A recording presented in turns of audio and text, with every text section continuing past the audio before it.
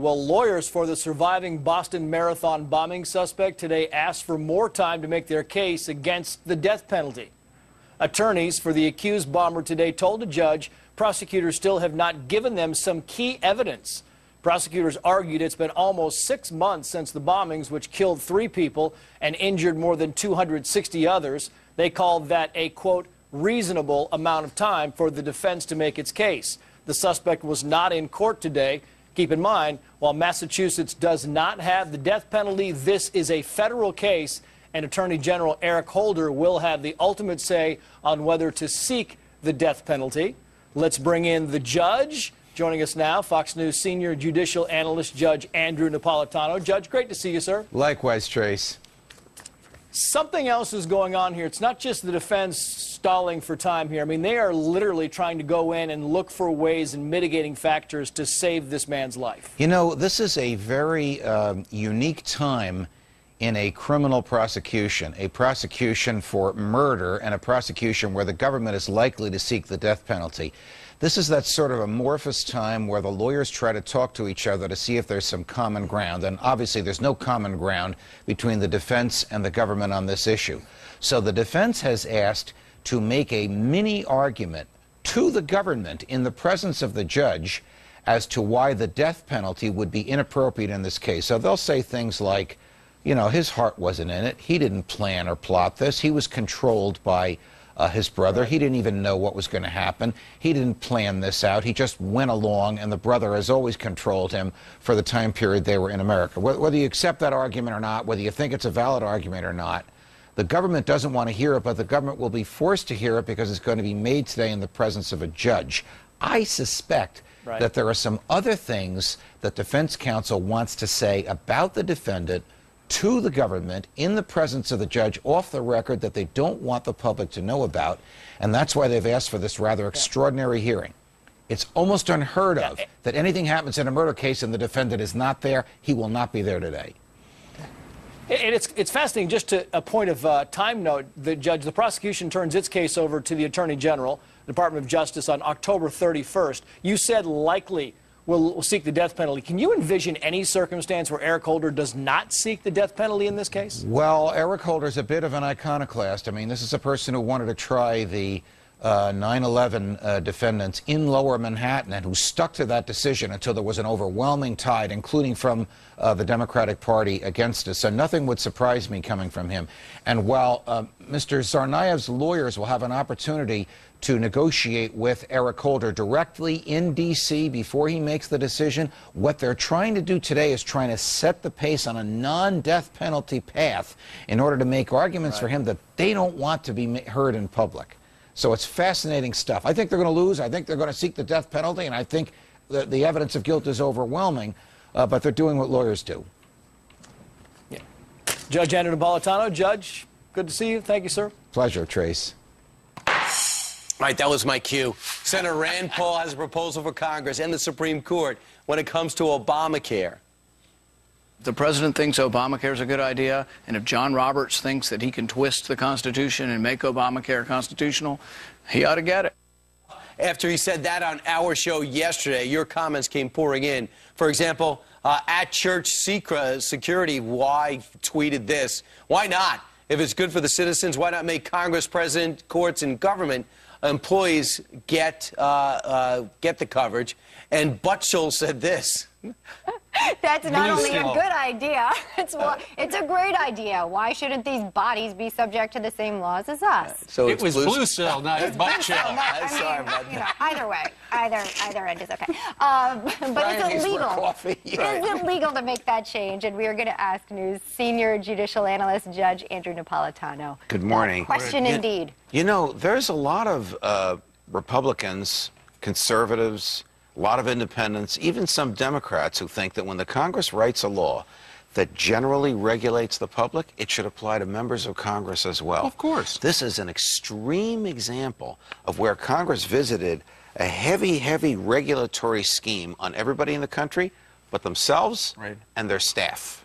And it's just not fair. I share Senator Paul's outrage, and I think most Americans share that outrage as well. Basically saying Newt Gingrich tried this with the Contract for America Yes. during the Clinton administration, and he couldn't get it passed. Whatever laws you write for everybody apply to you as well. Doesn't this apply to the members of Congress and their staffs because of a little rider that Charles Grassley inserted in it? And recently, then, the administration said, you know what, people can't afford it up here on Capitol Hill. We're going to go ahead and give you an exemption. You know, the statute gives the president so much authority to grant delays and grant exemptions. It arguably to his friends. Right. It arguably violates the Constitution for that reason. Hear me out. The Constitution says the Congress writes the laws, the president enforces them. But when the Congress lets the president change the laws for political allies and colleagues in order to get favors back from them, that is effectively the president rewriting the law, which the Constitution prohibits.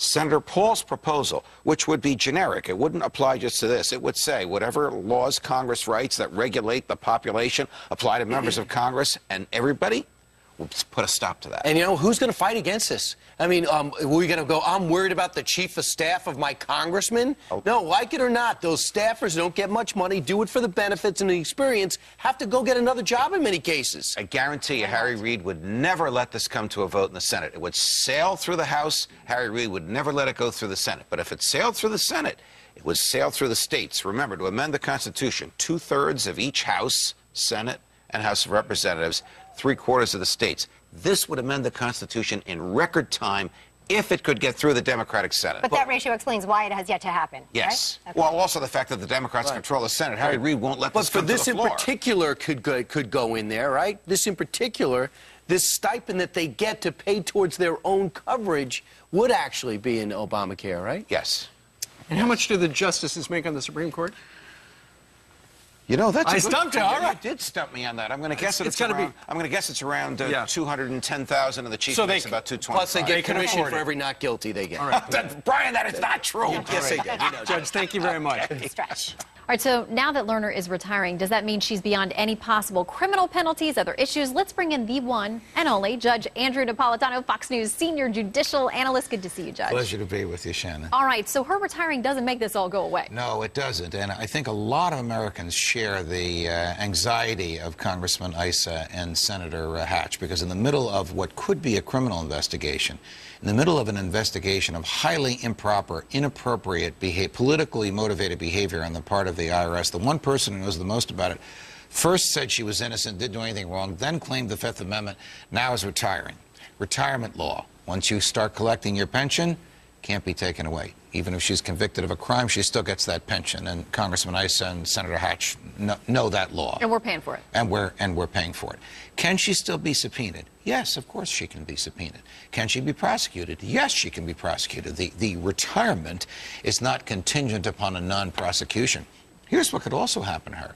She could be the recipient of involuntary immunity, meaning the House of Representatives could vote to immunize her from prosecution. She'd have no choice but to accept it. Then she'd have no Fifth Amendment right. She couldn't be prosecuted, but she'd have to divulge in public and under oath what she knows. Yeah, speaking of the Fifth, let's play out how this happened when she was at Congress. This is wild. This is crazy. This is, she made a statement and then she took the Fifth. Here's a little bit of that. I have not broken any laws. I have not violated any IRS rules or regulations, and I have not provided false information to this or any other congressional committee. I've decided to follow my counsel's advice and not testify or answer any of the questions today. She waived her right to Fifth Amendment privilege by issuing an opening statement. She ought to stand here and answer our questions.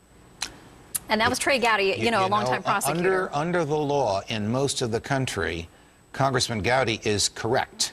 Once you say something other than invoking the Fifth Amendment, you've opened the door. So the witness either must refuse to say anything or answer all relevant questions. The witness can't pick and choose which questions to answer. That's why whenever you make a statement like that, she's a lawyer. Her lawyer, a prominent white-collar criminal defense guy whom you know from Washington, D.C., was seated right behind her. They knew exactly what they were doing. Very, very risky to make that opening statement. The House of Representatives could go to a federal judge not far from where the House is and say... Walk down the street. Correct. Compel her to testify because she started to testify and then she stopped.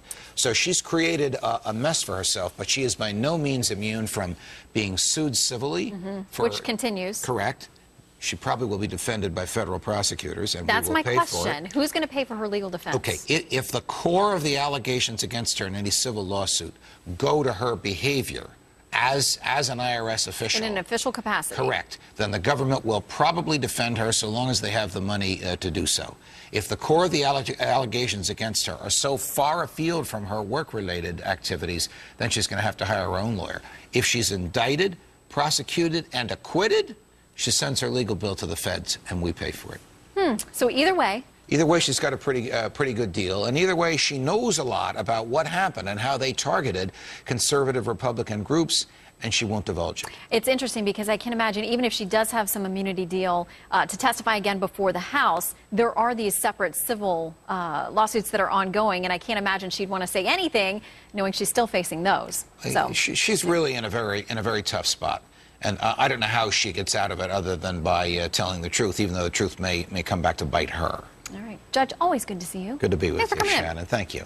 Let's take this now to the judge, Fox News senior judicial analyst, Judge Andrew Napolitano. Judge, good to see you, sir. Likewise, Trace. You know, you clearly see from Mike Emanuel's report, and we knew this going in, that Ted Cruz's speech is not going to have any impact at all on this vote. It's not going to affect it. But the byproduct, Judge, of the speech could resonate for a very long time for his presidential aspirations, for going after the leadership in the Republican Party as well. Yes, precisely. The byproduct of his speech is likely to have several different effects. He already has collected enough in campaign funds from people in Texas where he's enormously popular and from which he's a senator to fund his reelection campaign, which he doesn't have to wage for another 3 years. He has already sent a message to the other side of the House of Representatives, to the leadership, which is perceived by small government Republicans as being too cozy with the White House. Hey guys, there are enough votes to dislodge you from leadership because the American public wants you to resist Obamacare and resist the president, not just symbolically, but substantively. And in order to demonstrate that resistance and how popular it is, I'm going to talk until I drop. Guess what? He's got more than a 50% rating, and more than 50% of the public are saying, don't fund Obamacare. So numerically, he's demonstrated he's on the winning side.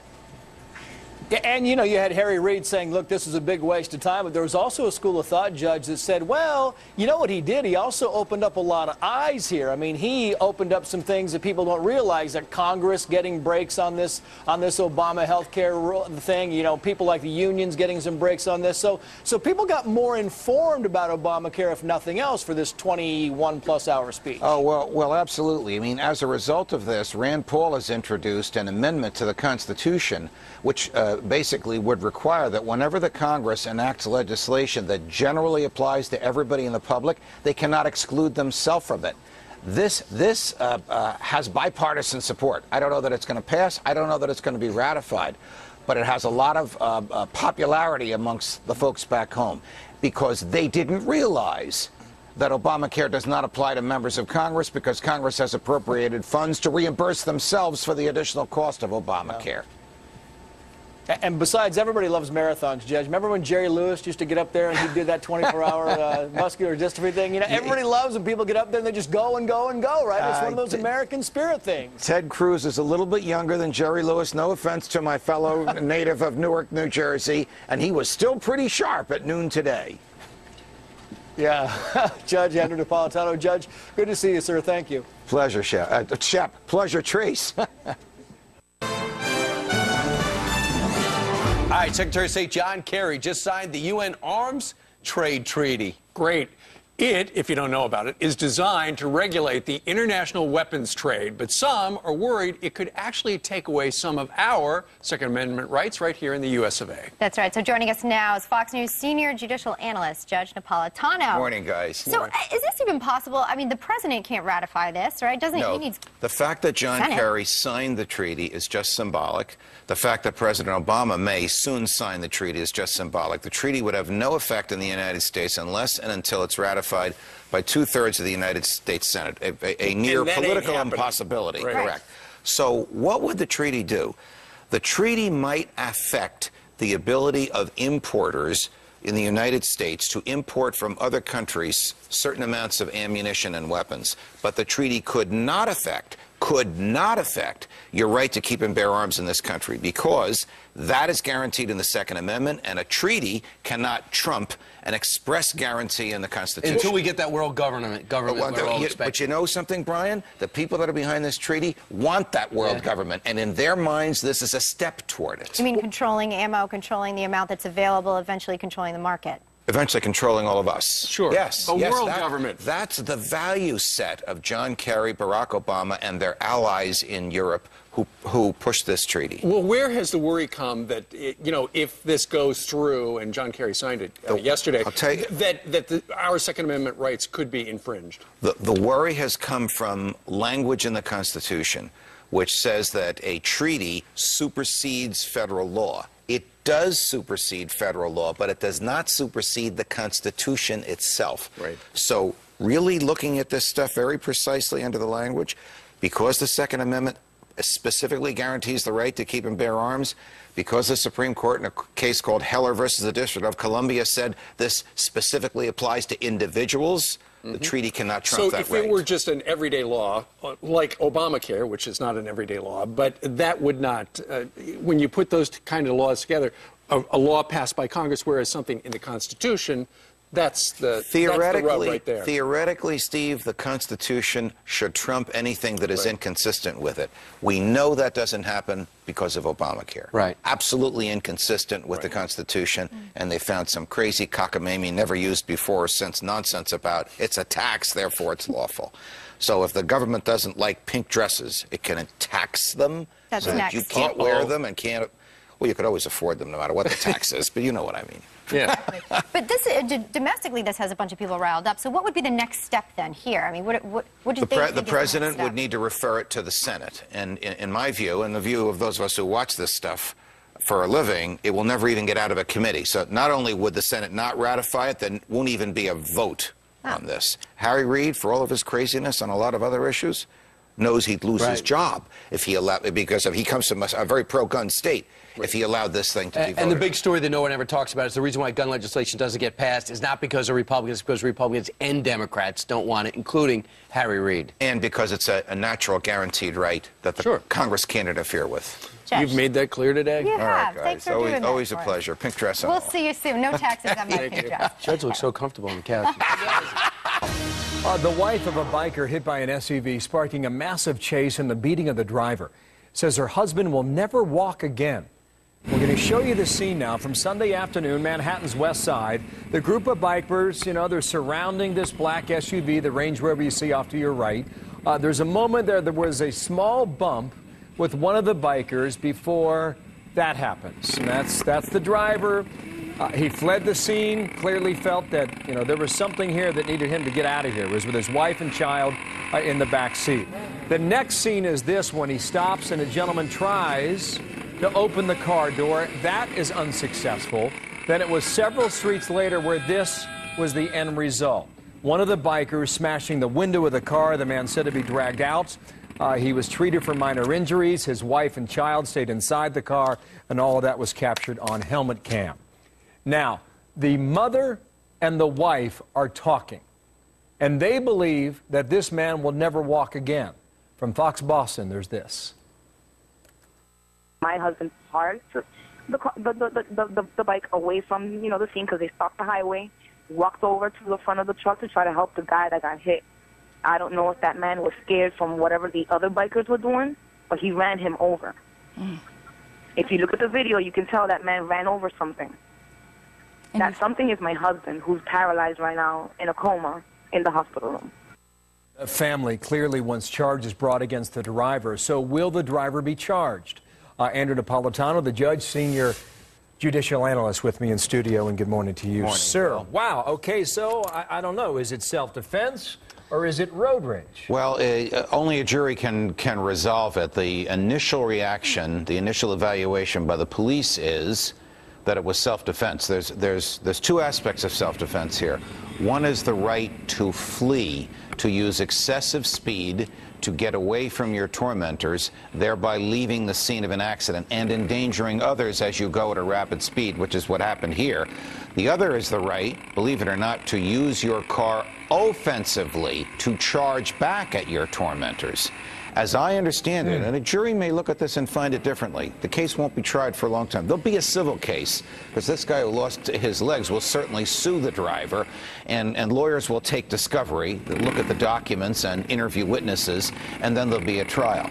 But a jury will have to decide who started this, and therefore who is responsible for the end result. I see. So you have to go back to the original point of the altercation, yes, to figure out how the dominoes work together. And that appears to be the bikers trying to dominate the roadway in a manner that they were not lawfully permitted to do. It would appear. Now, the police commissioner has always come out. He's already come out and said, "I'm not going to charge the driver of the SUV." Right. He hasn't taken it off the table, but he said, there's a process here. There's an investigation. So what then do you say to the family who's dealing with this man in the hospital now? At what point did this altercation begin? The altercation probably began when the bikers surrounded the car, and the driver of the car normally and naturally was terrified at that and attempted to get away, something he has every right to do. Some people have argued, including the lady whose husband is now paralyzed, that he should have stopped at the scene at the time he struck her husband. The police commissioner has argued, and I agree with Commissioner Kelly, that there was no obligation to stop at the scene of an accident when you are reasonably in fear of your own life and the life of your spouse and your child as well, and there's every right to flee that scene. He eventually stopped and eventually identified himself when he was beaten by these bikers. 2 quick points. You've tried many of these cases. I mean, you've sat on the bench, right, in New Jersey? Yes. When you had cases like these? Yes, they're enormously and you're trying to put the story back together, right? Yes, years later. On the basis, years later. Yes, on the basis of eyewitnesses and forensic evidence to try and figure out who knocked over the first domino. I got another point here. These, the NYPD, they're looking for more people. Yes. Who may have been connected. In New Jersey, in your state, the police always pursued those they believe might have a role in this. The NYPD, and again, my hat is off to Ray Kelly. The NYPD has a policy not to follow these high-speed chases through the city because of danger to innocent bystanders. Just across the Hudson River, the policy is the opposite. And when innocent bystanders get killed, guess what? There's nobody they can sue. So my takeaway is perhaps not a criminal case, but certainly, but indeed a civil case. Yes. Thank you, Judge. Good to have you back. Pleasure, Napolitano. Good to be with you. Even with the partial government shutdown, Obamacare's insurance exchanges have now gone live online. And analysts say it may be harder than ever to stop the law. They say that's why Republicans have fought so hard to defund it or delay it from taking effect. Let's take this to the judge, Fox News senior judicial analyst, Judge Andrew Napolitano. Judge, great to see you, sir. You never give me the easy ones, Trace. You know, that's why we give them to you, because you're the expert on these things. It's amazing to me, Judge, because you brought up a good point. You have the president coming in saying, look, this is one party or one fraction of the party from one section of the government that is delaying this whole thing and shutting down the government. Judge, that's the way it works. I mean, that's why the system is set up with equal parts of government. That's the way the framers wanted it to work, and that's what's in the Constitution that they wrote. What people don't understand is the Constitution contemplates 2 parts to every law: enacting the law and then paying the bills to enforce the law. If the Congress decides to enact a law in 2010, but then discovers in 2013 it's too expensive to enforce, or we're not ready to enforce it, or the law is not what we thought it was, and so we don't want to pay for it now, Congress has every right and every opportunity in the Constitution to decide not to pay for the law. That's what the Constitution prescribes. So when the Republicans in the House of Representatives say, we know that Obamacare is already the law, we just don't want to pay for it, they are on solid, historical, constitutional ground when they do that. And when the president mocks them saying, you don't want to pay for bills you've already incurred, guess what? They haven't incurred the bills yet. So there's no bills to pay. They don't want to start paying for it, and they have every right to take that position. So as you say, Judge, if the Republicans are re-looking at this law by looking at the funding here, if this thing does go forward and it is funded, then how difficult does it become for Republicans to actually go back after Obamacare after it's already online and now it's funded? Very, very difficult. In fact, almost impossible, because the history of the federal government providing entitlements in this country, going back to the FDR years and a huge boost in the LBJ years, and then a little bit more with every president since LBJ, is that once entitlements start, They can't be stopped. The only way to stop them would be for the federal government to pay directly those who have received them for as long as they need them and not to give them to anybody else. So if 1 million people sign up for Obamacare in 2013 and in 2016 a Republican president and a Republican Congress decide no more Obamacare, they probably will be on the hook for the million who have already signed up. They won't be for those in the future, but they'll have to take care of those who expected it and who were entitled to it when they signed it up. So it's far cheaper to stop it before it starts. What about the parts of it then? Pardon What about me? the parts of it then, Judge? We've already delayed it. What about the various parts of it now? If they can delay the individual mandate for a year, push it back for a year, the business mandate's already been pushed back for a year, so then can they go after those? Okay, you can't defund Obamacare, you can't get rid of it, but can you go after the parts that are really annoying people, like mandating that people buy insurance? Yes. Yes, you can. If they delay that until there is a Republican president, they can eradicate the individual mandate. But if they start the individual mandate and reimburse people for it, it'll be very difficult to stop. Which is why they're trying so hard now to get that individual mandate pushed back. And some are saying, well, wait a minute, how can you push the business's mandate back, saying, okay, corporations, business, you don't have to do this for one more year, but individuals, guess what? You're on the hook. And guess what? Now. The president has decided that some select groups don't have to do it for a year. The president doesn't have the authority to do that. So he has no ground on which to stand when he says those Republicans in the Congress are stopping this. He himself stopped it for friends of his that said, hey, Mr. President, it's too expensive. We're not ready for it now. Give us a couple of years. Yeah. Judge Andrew Napolitano. Judge, great to see you. Good insight. Thank you. Pleasure, my friend. Meanwhile, America's bravest proving unstoppable for the second day in a row. World War II vets made their way to the World War II Memorial in Washington, D.C., despite being kept out by government barricades. That's right. The government initially said keeping the memorial open for vets wasn't, quote, essential, but apparently spying on them is. The NSA and its domestic surveillance operations are not likely to be affected by the shutdown we hear. Fox senior judicial analyst Judge Andrew Napolitano is here. Judge, who's writing this? Well, there's a couple of points here. This is more than just a human interest story of the greatest generation, my father's generation, who fought in the Navy in World War II, going to visit the memorial for their comrades who died and what they did. This is an example of how the executive branch, the president, has the upper hand in a situation like this, because the president can decide with the little money that he has what he's going to keep open and what he's going to close. He can increase the pain on the American public, or he can decrease the pain. As Stuart Varney said a few minutes ago, and I entirely agree with him, the president wants the market to go down, and he wanted this shutdown. That's why he refuses to negotiate with the Republicans, because he thinks it will help him politically. He doesn't care who suffers. He caved on the veterans. Look at them. They're so sympathetic. The reason we have freedom today is because of that generation. How could he not let those guys in a wheelchair up that hill? There's no door. Right. It's open air. Was he betting that they wouldn't show up? Yes. Okay. Yes. And you know what caused him to cave? A bunch of congressmen came. Young male members of Congress, and physically moved the barricades out of the way while the Rangers stood by like that. You know what's extraordinary is, I was reading in the Daily Caller, in past shutdowns, war memorials were never, ever closed. They were never, ever barricaded. So this goes to your point that perhaps this president is trying to exact a little pain, you know, and you look at those veterans to prove his point that they need to sign, the Republicans need to sign off on his plan. The pain when the sequester was coming, you know what? Sky was going to fall. Right, we all lived through it. We'll live through this. They'll eventually reach some compromise. But he does not have the right to increase pain, actually has the legal right. Does he have the moral right to increase pain on selected groups of people like veterans in their 80s? You know, it's interesting. The Secretary of Defense does have the ability, according to Buck McKeon,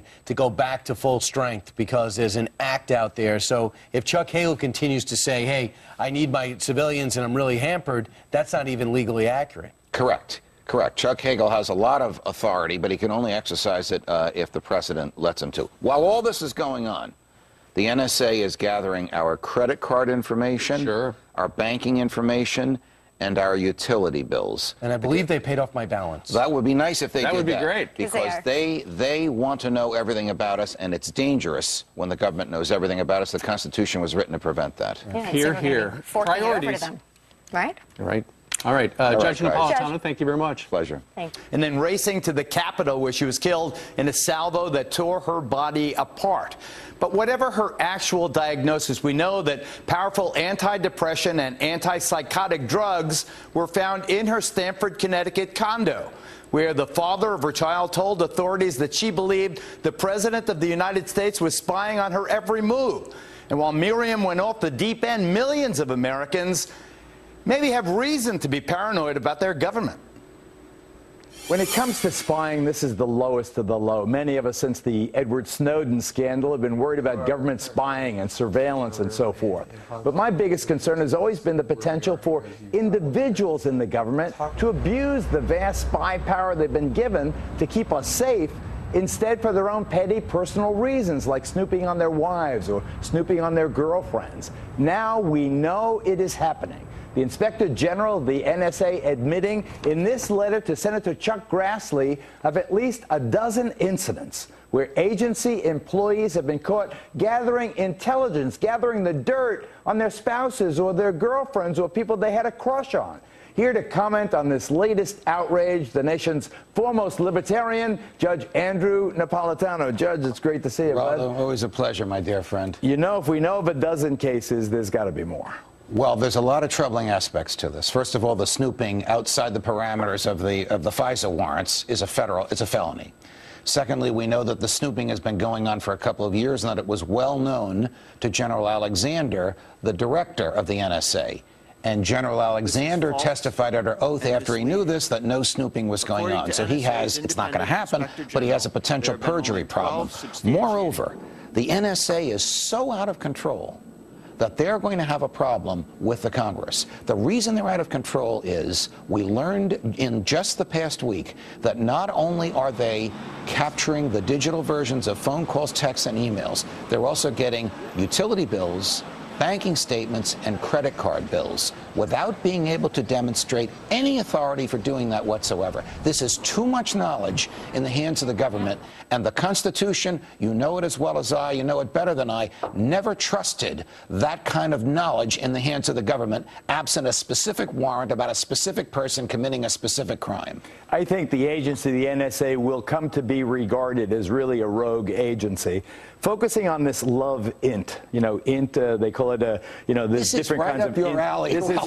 So you use it to find out whether your wife is cheating on you, or your boyfriend is looking at the neighbor, or, you know, your foreign affair is calling someone.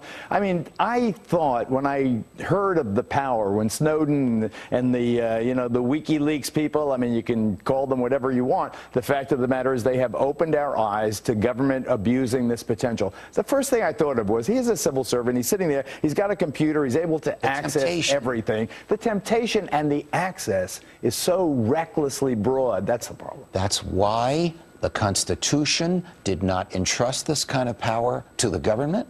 That's why the Constitution required specified probable cause and a particular target. They may be looking for a conversation between Rivera and Napolitano. There's no reason for them to get the conversations of 300 million Americans, 99.99999% of whom are innocent and have nothing to do with this, in order to get the one that they're looking for. Now we know that they can't control themselves, and they're using this for personal gain. They need to follow the law. They need to follow the Constitution. I'll tell you what also upsets me. There's no outrage. You're outraged.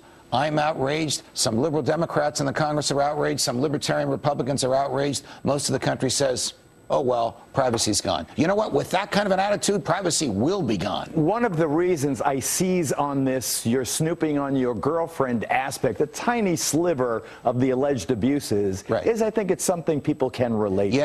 Yes, they can. And why should anybody have to worry that their most private behavior is going to be in the hands of the government, where it can be abused? You're a student of history. You remember what Stalin's chief of secret police once said. He was a monster, Lavrenti Beria.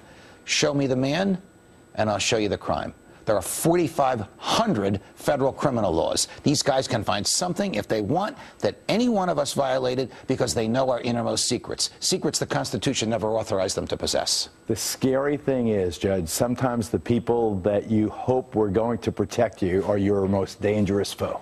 Who will protect us from the protectors? You, people like you. And you. Thank you, Geraldo. Real pleasure. Well, the Amber Alert site is back up, but not before the government blamed the shutdown for taking it offline over the weekend, which got me thinking, is the government off its rocker? Because look what it is funding. It's paying people to wire fences shut around the World War II memorial and put cones along roads where Mount Rushmore can be seen. God forbid you should be able to just see it. To the judge on just who is making these decisions and maybe why. Judge, what the heck? Well, look, the president is probably not making the personal decisions about where cones should go, but he certainly is instructing the executive branch about the nature of things that should be closed. He has the discretion to take the money that the government has and spend it to deliver the greatest number of services to the largest number of people. Instead, he seems to be trying to cause the greatest discomfort to the largest number of people and blame it on those terrible Republicans. Is it arbitrary? I mean, is it the executive branch that calls these shots? Yes, it's exactly the executive branch that calls these shots. The Congress isn't closed and the courts aren't closed. It's the executive branch that is closed, and the president runs the executive branch, and he can say how money is going to be spent. Now, the essential parts of the government are open, which means debt is being paid, transfer payments, Medicaid, Medicare, Social Security is being paid, and defense is being paid. Everything else, and there's not much left with the money that he has before they start borrowing, is entirely and exclusively up to him. So this is like the last time when they had the sequestration cuts and they were cutting off White House visits. Yes, the last time he predicted life will be unlike anything you've known if the sequestration cuts in. And he tried to make life miserable, and it went back to normal. He's trying to do the same thing now. And when the media catches him, like you did with the Amber Alert, suddenly they found the money to put it back on the screen. But I'm just thinking the expense, Judge, of just putting up fencing and barbed wire around some areas. It's got to be more than just leaving them up and running. I don't know why the federal workforce doesn't work anyway, because the House of Representatives passed, and the president says he will sign legislation providing for back pay for all executive branch workers. So if you work this week... get your heinies into work. Right. You might not get paid for this week until 2 weeks from now, but you'll eventually get paid. So come to work, operate the government you say you love and you say is so necessary for our existence. He won't have anything to do with that. Amazing. By the way, the judge has not been on a hunger strike with this government shutdown. You are so swell. You are just melting away. Let's go have a pizza. Please. My goodness. You look great. Judge, thank you. What do you think about that? Can't even picture that. Very nice. All right, the shutdown countdown is underway at Capitol Hill, entering day 8 of the forefront of the debate, Obamacare and our nation's debt. So is it legal to shut down the government over Obamacare?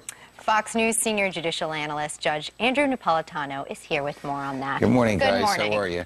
You know, the Republicans, in my view, are really onto something, because the Constitution contemplates a two-step process for anything to become law. First, the law is enacted. The House votes, the Senate votes, the president signs it. Then they have to pay for it. The Constitution specifically provides for that second step of having to pay for it. That enables a Congress today to decide they don't want to pay for something that a Congress enacted 10 years ago or 5 years ago or even 1 year ago, because they don't have the money for it. How often do they do that, though, where they defund a program? They don't do it very often, but they have the authority to do it, and the Constitution specifically has that second step in there so that they'll be able to do that. So when the Democrats and the president are saying, it's the law of the land, you have to pay for it, that's nonsense. The Constitution says they don't have to pay for anything they don't want. They could put it on a shelf for a year, as Senator Ted Cruz has suggested. Right. They can deep six it for a longer period of time, as many Republicans in the House have said, or they can find the money and pay for it. But the choice is theirs. They're not obliged to do anything that they don't have the money for. Judge, we're looking at $17 trillion that the U.S. owes to its creditors. What about the debt ceiling? Well, that's another issue that's going to be coming up next week. The government collects $2.5 trillion in revenue. It spends $3.7 trillion. Where does the $1.2 trillion come from? They borrow it. If they don't borrow it, then the president will have to figure out how to run the executive branch of the government on less money than he's accustomed to. Do you think he's going to make it easy for us? Or do you think he will make the rest of us miserable by shutting down the things we want and need and keeping open the things that we don't want and don't need? But by taking the daily revenue in or the weekly revenue in, he can sustain the government, right? And still pay the debt, the interest on the debt? The interest on the debt is automatically being paid. Transfer payments like Medicare, Medicaid, Social Security is automatically being paid. And the Defense Department is automatically being paid. This debate with the budget and the debate next week with borrowing more money is over discretionary items that we don't really need as a country, not the mainstay staples that everybody relies on. So you're saying the Republicans do have law on their side should they choose to defund. Will the other House and the White House go with it? No. So that's where Probably we are not. today. But next week it'll require both to agree. So if the House says, no, we're not going to borrow any more money, they're not going to borrow any more money. 8 days we're in the shutdown, but 9 days until we hit the debt limit. Judge, thanks so much. Pleasure, guys. Good to be with you. Thank you. Right now, a government whistleblower is fighting for his First Amendment rights, raising questions about freedom of speech as well as government censorship. Agent John Dodson outed the ATF, his employer, for the Fast and Furious gun running scandal. Now he wants to write a book detailing how he says the agency sold guns to Mexican drug cartels. Guns later found at crime scenes, including one in which a U.S. Border Patrol agent was murdered. Now the ATF is trying to stop Dodson from putting out that book, saying it would, quote, have a negative impact on morale. Joining us now, Judge Andrew Napolitano, Fox News senior judicial analyst. A negative impact on morale, Judge, is that sufficient grounds to prevent him from putting out this book? No, it's not sufficient grounds at all, John. I mean, this ATF agent is a genuine, real-life American hero who told all of us about this disastrous and deadly Fast and Furious gun running in which the federal government, which is supposed to keep guns out of the hands of Mexican gangs, intentionally let guns get into the hands of them. How did this happen? When he started his work with the ATF, he signed a contract, and the contract said he wouldn't reveal any secrets that would impair the government's work. And if he was going to publish a book, he'd let the government look at it. So he gave this book to the government. Guess what? They banned the entire book. Not just some secrets that are in there, not just some information about their techniques, not just some information about this gun running, but the entire book. And they didn't ban it for reasons that you suggested. They banned it because it will affect morale. That's not in his contract, and that's not a basis for banning it. Yeah, here is specifically what the agency said in suggesting that they're not going to let this book go forward. They said, this would have a negative impact on morale in the Phoenix Field Division and would have a detrimental effect, misspelled, on our relationship with DEA and FBI. Clearly, they need an editor in their press release division at the ATF. But you know, maybe if you want to avoid embarrassment in front of the DEA and the FBI, maybe you don't run a program like this. Well, they not only need an editor, they need to reread the First Amendment, because the presumption is that he can say what he wants and write what he wants. His agreement says he won't speak about and won't write about genuine government secrets, which, if revealed to the people the government prosecutes, would hurt government prosecution. And that is not the basis that the government is using here. The government, John, is horrendously embarrassed by this.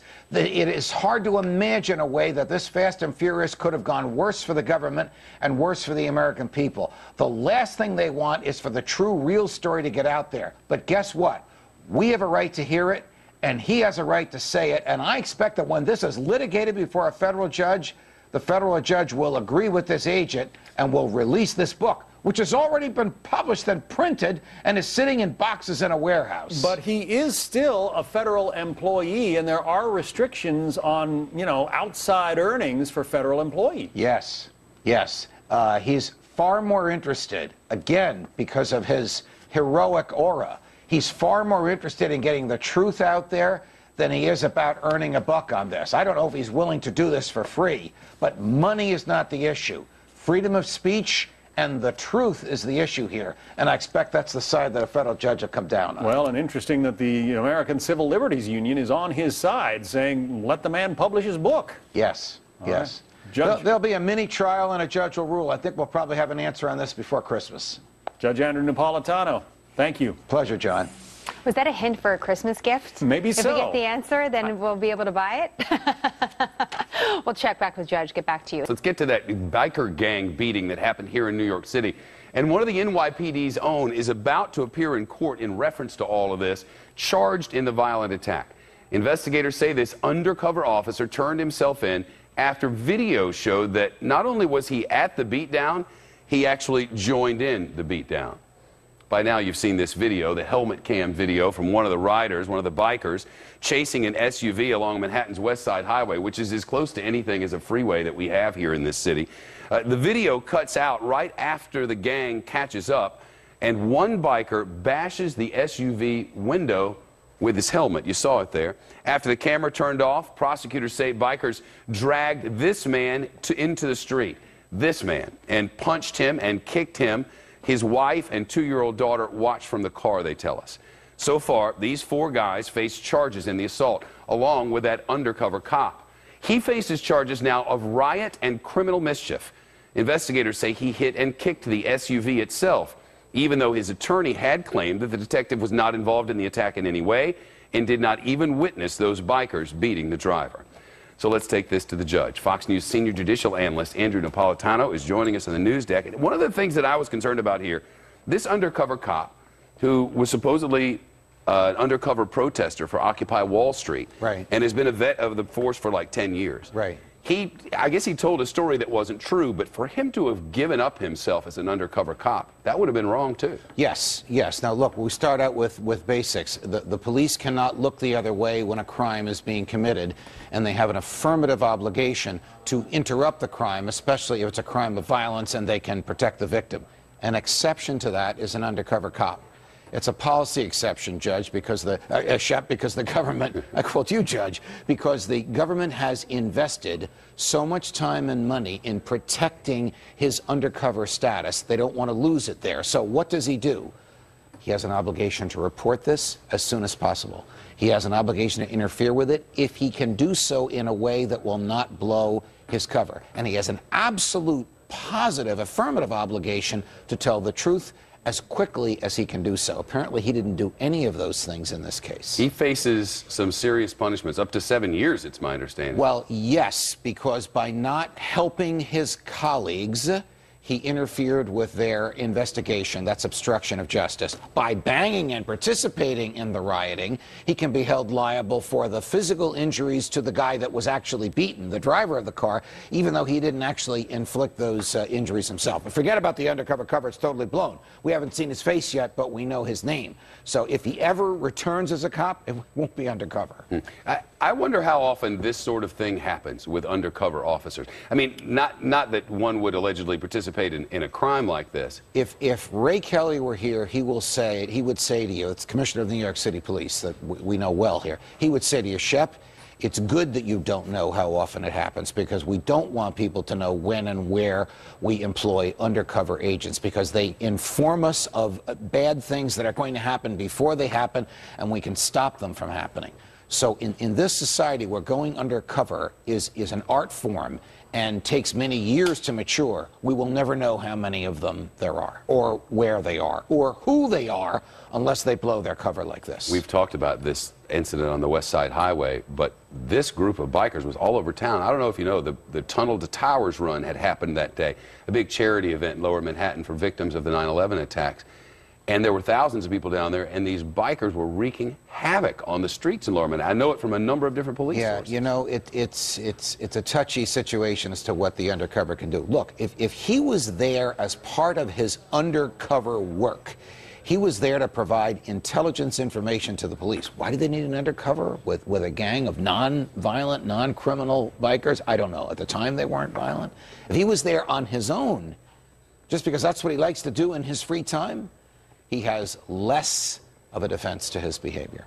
Judge, it's nice to see you. Nice to see you. Congratulations on this. This is the grandest television studio in all the land. Judge, thank you. Hey, forget the sign-up headaches. There's another dangerous side effect to Obamacare, and it has to do with your personal data. A closer look at the fine print on the exchange website show that your information can be used by law enforcement and for audit activities, and that even includes your email could become public record. Judge, do you agree with that? You're our senior judicial analyst. Oh, good Lord. No, I don't agree with it. Most Americans wouldn't agree with it. You agree it's in it? Oh, I agree it's in there. And the Constitution doesn't go for this, Brian, because it's an outrageous invasion of privacy. You go to your doctor. The doctor has a laptop. The doctor is required to record information in the computer. Guess who has access to the computer?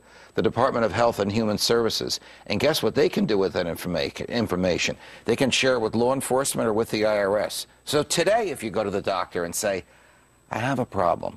I've been using cocaine a little bit too much. I want to get out of it. Can you help me? The doctor's job is to help you. In 6 months, the doctor will be reporting that to the law enforcement authorities rather than helping you. And you know what, Judge? That's going to lead to a nation of liars. We're going to tell the doctor something else because you don't want the truth on the official record. And the government will actually incentivize us to keep the truth from our doctors, which means misdiagnosis and improper treatment. Or if you do tell the truth, you run the risk that the doctor who's forced to report this stuff will do so. Where's the CARE in the CARE Act then? I mean, here we are not being able to disclose to physicians what's really going on. Whatever happened to the privacy of the patient-physician relationship, which couldn't be interfered with by anyone?